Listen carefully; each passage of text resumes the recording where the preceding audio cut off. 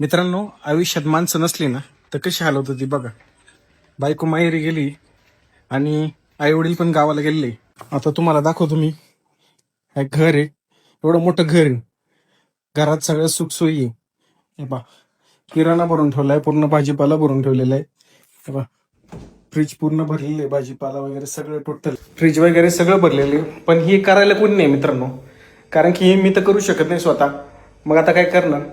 त्याच्यामुळं आपण तर काही करू शकत नाही. या भांडे पण जशीचे तशी पडलेली आणि काहीच आपण कुठं हात लावत नाही. आता अशी अवस्था झाली की आज पाऊस येत होता आणि पाऊस येत असल्यामुळं इतका म्हणजे इतकं एकटं वाटत होतं. पण घरात कोणी नसल्यामुळं काय करणार? हे पहा, झोपायला बेड आहे, सगळे आहे. पण सगळ्या सुखसोयी घरात, पण माणसं नाही मित्रांनो. म्हणजे असं असतं कधी कधी की मला टाइम पुरत नाही म्हणजे काम करताना. पण काम आहे, सगळ्या गोष्टी आहे, पण आपण विसरून जातो सगळ्या गोष्टी. आज दिवसभर असं झाले की मी ज्यांना ज्यांना फोन करते कोणी फोन उचलत नाही, आणि उचललं तरी त्यांना काहीतरी काम आहे, त्याच्यामुळे आपल्याला त्यांच्याशी बोलता येत नाही. त्याच्यामुळेच ते फोनवर माणसं असून आपल्याला फायदा नसतो. आपल्या आजूबाजूला पण आपली माणसं पाहिजे मित्रांनो. आमच्या सईचा रूम आहे, छोट्या मुलीचा रूम आहे. अब हा पण मोकळा पडलेला आहे.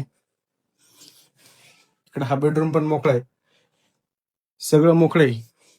आणि एवढ्या घरात राहायचं म्हटल्यावर माणसाला, एकट्या माणसाला पूर्ण हँग होऊन जातं. आणि सगळं काही पडलेलं आहे. आता तुम्हाला पीसी आहे, लॅपटॉप आहे, सगळे आहे. हे पहा, सेटअप लावून ठेवलाय किती दिवसाचा, पण याला पण हात लावणं होत नाही. म्हणजे माणसाच्या आयुष्यात आपल्याला आपल्या आजूबाजूला माणसं असणं किती महत्वाचं आहे. पैसे देऊन कदाचित मी हॉटेलला पण जेवून येईल किंवा बाहेर जातो, पण मग तरी मन नाही लागत. म्हणजे किती चांगलं खाल्लं, काय खाल्लं, त्याचं काही नसतं.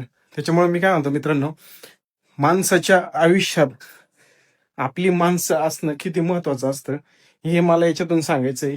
जर तुमच्या आजूबाजूला तुमच्या आप्तेष्ट चांगले आई वडील असतील, बायको असतील, तर तुम्ही त्यांना जीव लावा, ना की मोबाईलमध्ये बोटं घालत बसा.